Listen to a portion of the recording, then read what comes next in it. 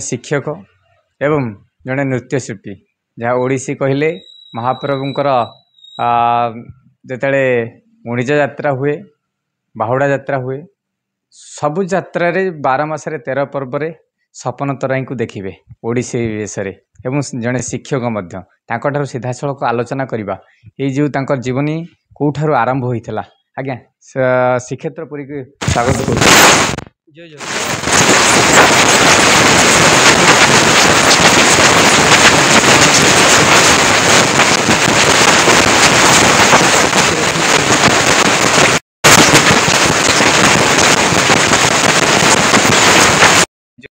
आपन जीवन आरंभ होता ये जो नृत्य को लेकिन शिक्षक दुईटा लाइन पे कष्ट हेले भी आपन गोटे सहज लगी था जेहेतु शिक्षक एवं नृत्य शिल्पी मु कहबी कि कष्ट किछि नुहे जदि कर्म रे समर्पण थिबो भाव थिबो निष्ठा भाव थिबो ताहले सबु किछि करि परिबो आउ शिक्षक हेबा जेतिकी सहज सेतिकी संघर्षपूर्ण काहेकि आमको एकाधार रे जड़े नृत्यशिल्पी होगाकू पड़े पाठ पढ़ाइबाकू पड़े चित्र करने पड़े विभिन्न प्रकार काम करने पड़े तो खाली रे कहीं शिक्षक हो जाते तो शिक्षक हवाक हेले निजक किसी आदर्श रे बांधिबाकू पड़िबो ताहले कि आमको जो छात्र माने आमको देखती छात्र छात्री माने आमको जितेबाला शुणती से माने बहुत किसी कथा आमठू शिखिबाकू चेष्टा करती तो मु भावे शिक्षक होउचंती समाज रो जने दर्पण एवं से एमिति भाव में प्रतिफलन हेबा दरकार जोठी कि बहुत भल भल छात्र छात्री देश मान को आगे नेबे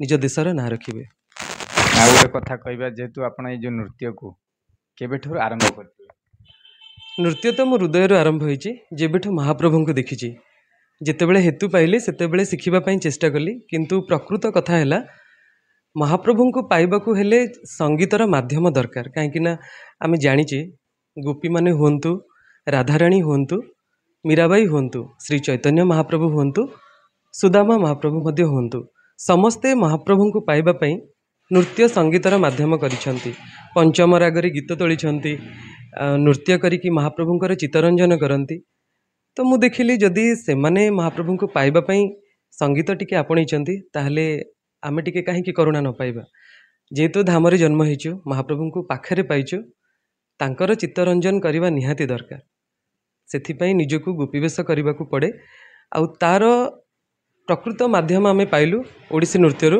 महारी गोटीपुओ नृत्य ये सब हूँ महाप्रभुंकर कला तो किंचित कला जदि आमे देहरे बोली हो जावा हुई तो काले महाप्रभु आमको टिके देखिबे तापरे जेतेबेले रथयात्रा को से बाहर को आसती से मध्य तांकर पलक न पकईकि समस्त को देखती बड़ बड़ चका आखिरी जितेबाला देखती आमको लगे महाप्रभु स्वयं आमको भी देखुंट आउ कोठी ना कोठी टिके कोले नौचंती तो सेथिपाई मु चेष्टा कली ओडिसी शिखिबा विधिवत भाव में शिखिबा तो जेहेतु समस्त सामने नाचबाक हेले किछि तो शास्त्रीय परंपरा रखा पड़ो से शिखिकी प्रथमे शिखिली तापर महाप्रभु पाखक नृत्य करने को गली आ गोटे कथा कह छोट छोट पिला जिते डांस क्लास शिखेवा कथा छोट छोट पिला आप शिखुंट आपको नेले जिते शिखाती आपको केते खुशी लगे खुशी तो बहुत लगे कहीं पिला मानक गहणरे रहिबा एकमात्र जगन्नाथ को पाइबा बा आम इष्टदेव पाखे काम करने सहित सामान से माने बाल स्वरूप भगवान तांकु जेतेबेले शिखाओ सेतेबेले जेतेबेले कारीगर जेतेबेले मूर्तिटे तैयारी करे तो से बहुत जत्नशील होकर काम करे तार कौटी मूर्ति रे टिके विघ्न न रहू जमती कि से मूर्तिटा समस्त को आकृष्ट करू सेमती पिला माने जेतेबेले आम पाखे शिखती आम चेष्टा करूँ पिला मानकु बहुत भलसे शिखेबा तांको माध्यम रे आमर भी ना हम जे आमको भी गर्व लगे जाऊ आम पिला माने आगु को जाउचंती आमर भी ना रखुचंती ता छड़ा तांको बापा माँ माने बहुत खुशी होंती जे तांको पिला मध्य किछि काम करी भल काम करी आगेबाकू चेष्टा करूछि। गोटे कथा कहबे आपन जो नृत्य मोर गुरु थिले गुरु संतोष कुमार प्रधान तांको पाखरे प्रथमे नृत्य शिक्षा करिथिली वर्तमान मध्य नृत्य शिक्षा जारी रहिछि एबे आउ जणे गुरुंकर तत्वावधान रे मध्य अछि आउ टिके टेक्निक मध्य तांकोठु शिखुछि गुरु बसंत सर तांको मध्य बहुत बहुत प्रणाम मो आजिर साक्षात्कार माध्यम रे निश्चित भाव में कहवा जो शिक्षादान कर समस्त गुरु था अनेक कथा शिखा थाए शिष्य ठार गुरु शिखी था एते बड़ दुस्साहस केबे मु करिनी बा भाबिनी ଯେ ଗୁରୁଙ୍କ ଠାରୁ ଶିଖିବା ବଦଳରେ ଶିଷ୍ୟଙ୍କ ଠାରୁ ଗୁରୁ ଶିଖିବେ। କିନ୍ତୁ ହଁ, ବହୁତ କିଛି ଜିନିଷ ଥାଏ ଆମକୁ ସିଧାସଳଖ ନହେଲେ ମଧ୍ୟ ଇନଡାଇରେକ୍ଟଲି ବହୁତ କଥା କିଛି ଶିଖିବାକୁ ମିଳେ। କେମିତି ବ୍ୟବହାର କରିବାକୁ ପଡ଼େ ପ୍ରଫେସନାଲ ଲାଇଫରେ, ପର୍ସନାଲ ଲାଇଫ, ଏ ଦୁଇଟାକ ସମ୍ପୂର୍ଣ୍ଣ ଅଲଗା। ଦୁଇଟାକୁ କେମିତି ମ୍ୟାନେଜ କରିବାକୁ ପଡ଼େ, ଆମ ପରିବାର ଅଛି, ତା ସହିତ ଗୋଟେ କଳାତ୍ମକ ଜୀବନ ଅଛି। ତ ସବୁ କିଛିକୁ ମ୍ୟାନେଜ କରିବା ପାଇଁ ଗୁରୁ ବି ଶିଖାନ୍ତି। ବେଳେବେଳେ ଗୁରୁ ମଧ୍ୟ ଆମଠୁ କିଛି ଜାଣିବାକୁ ଚେଷ୍ଟା କରନ୍ତି ଯେ ତମେମାନେ କେମିତି ଆଗଉଛ, ଆଉ ଆମକୁ ଚ୍ୟାଲେଞ୍ଜ ସେଇଟା ଦିଅନ୍ତି। ଗୁରୁ ପ୍ରକୃତରେ ଆମକୁ ଚ୍ୟାଲେଞ୍ଜ ଦିଅନ୍ତି। ସେଇ ଚ୍ୟାଲେଞ୍ଜକୁ ଆମେ ଆକ୍ସେପ୍ଟ କରୁ ଏବଂ ଗୁରୁ ମଧ୍ୟ ଆମକୁ ଆପ୍ରିସିଏଟ୍ କରନ୍ତି, ପ୍ରଶଂସା କରନ୍ତି। ବାସ୍ ଗୁରୁଙ୍କର ଆଶୀର୍ବାଦ ରହୁ, କିନ୍ତୁ କେବେ ହେଲେ ତାଙ୍କର କୌଣସି ପ୍ରକାର ଅଭିଶାପ ଆମ ଉପରେ ନ ଆସୁ, ଏବଂ ସବୁବେଳେ ସେ ଆମକୁ ଭଲ ପାଆନ୍ତି। ଛୋଟ ଛୋଟ ପିଲାଙ୍କୁ ନେଇକି ଯେତେବେଳେ ଗୋଟେ ନୃତ୍ୟ ଜାଗାକୁ ଯାଇଥିବେ, ତାଙ୍କ ମଧ୍ୟ ସେଠି ଭଲ ପାଇବା ଦେଖୁଛନ୍ତି। ଆପଣ ଷ୍ଟେଜ ମଧ୍ୟ ଅନେକ ଯାଇଛନ୍ତି, ମଧ୍ୟ ନାଚ ମଧ୍ୟ କରିଛନ୍ତି। ଏମିତି ଗୋଟେ ଭାବ ବିହ୍ୱଳ କୋଉ ଜାଗାରେ ହେଇଛନ୍ତି?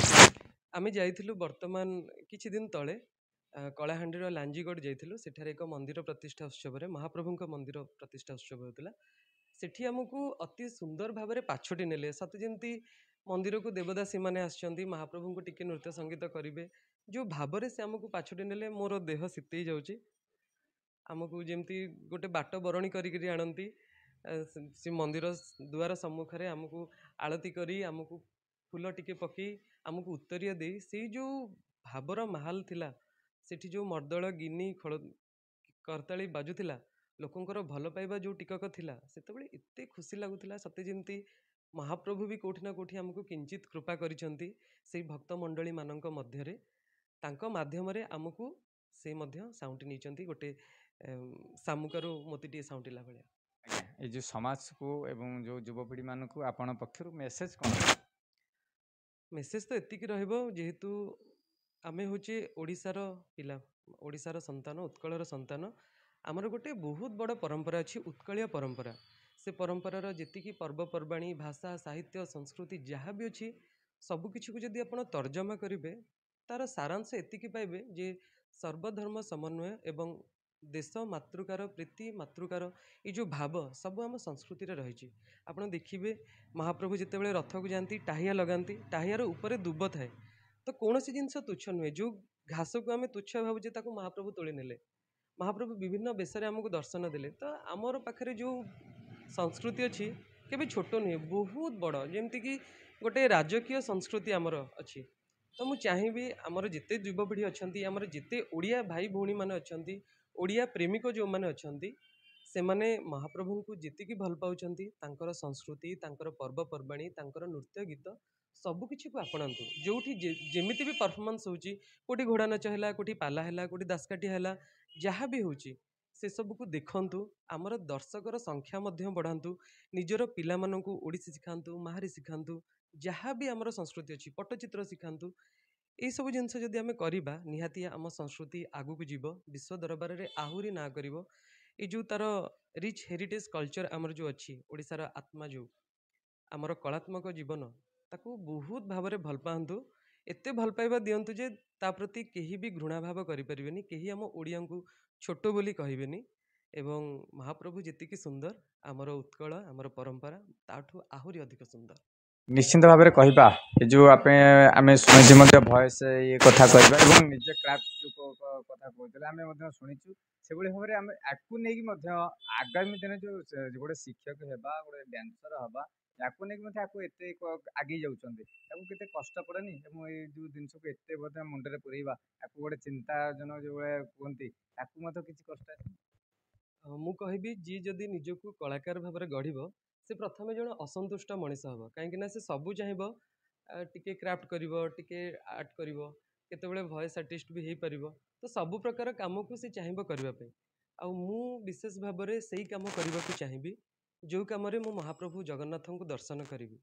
ମୋତେ ଚିତ୍ର କରିବାକୁ ଭଲ ଲାଗେ, ବିଶେଷ କରି ମହାପ୍ରଭୁଙ୍କ ଚିତ୍ର, ତା ସହିତ ମହାପ୍ରଭୁଙ୍କର ପ୍ରିୟ ପଟ୍ଟଚିତ୍ର, ଆଉ କିଛି କ୍ରାଫ୍ଟ କରେ, ଯେଉଁଟାକି ଆଉ ସେ କ୍ଲେ ମାଧ୍ୟମରେ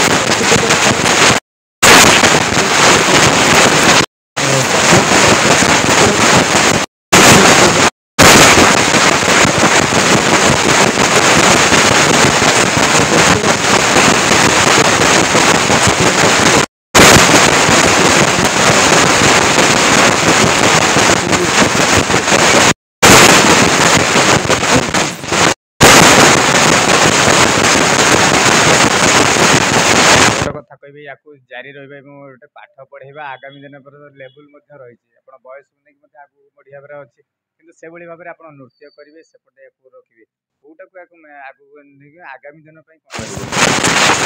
ମୋର ଶିକ୍ଷକତା ହେଉଛି ଭାତ ହାଣ୍ଡି କାହିଁକିନା ମୋତେ ବି ଚଳିବାକୁ ପଡ଼ିବ ଆଉ ତାପରେ ମୋର କଳାତ୍ମକ ଜୀବନ ଯୋଉଠିକି ନିହାତି ଭାବରେ ଆକୁ ମଧ୍ୟ ୟା ବଦଳରେ ମଧ୍ୟ ମୋତେ କରେ ଆଗକୁ ବଢ଼ିବା ପାଇଁ କିନ୍ତୁ ଏତିକି ଚାହିଁବି ଶିକ୍ଷକ ଜୀବନ ତ ନିହାତି ଭାବରେ ବ୍ରତ ମୋ ଜୀବନର ବ୍ରତ ନ ରହିଲେ ତ କିଛି ବି ସମ୍ଭବ ନୁହେଁ କିନ୍ତୁ ଏଇସବୁ ଜିନିଷ ରହିବ ନିଜକୁ ଚାହିଁବି ସବୁ ପ୍ରକାର କର୍ମ କ୍ଷେତ୍ରରେ ନିଜକୁ କରିବା ପାଇଁ ବାପା ମା ମୋତେ ନାଁ ଦେଇଛନ୍ତି ଆଉ ପ୍ରଥମେ ତ ହେଇଥିଲା ଏମିତି ଗୋଟେ ନାଁ ଦେଇଛନ୍ତି କିନ୍ତୁ ହେତୁ ହେଲା ପରେ ଯେତେବେଳେ ଜାଣିଲି ସପନର ଅର୍ଥ ତାଙ୍କ ସ୍ୱପ୍ନକୁ ପୁରା କରିବା ହୁଏତ ଏଇସବୁ କଳା ଏଇସବୁ ମାଧ୍ୟମରେ ମୋତେ ଗୋଟେ ସୁଯୋଗ ମିଳେ ତାଙ୍କର ଜୀବନର ସବୁ ସ୍ୱପ୍ନକୁ ପୂରଣ କରିବା ପାଇଁ।